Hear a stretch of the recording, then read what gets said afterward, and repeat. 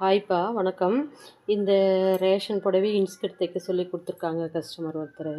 இந்த இ இன்ஸ்கர்ட் வந்து ஒரு 35 இன்ச் உயரமுள்ள 30 இன்ச் இடுப்பு சுற்றளவு உள்ள இன்ஸ்கர்ட் 2 தைக்கணும். இதில் குறிப்பாக கவனிக்க வேண்டியது என்னென்னா, இந்த சேரீனுடைய நீள பகுதி இருக்கு இல்லையா? அதுதான் இன்ஸ்கர்ட்டினுடைய உயரப்பகுதியாக இருக்கணும்.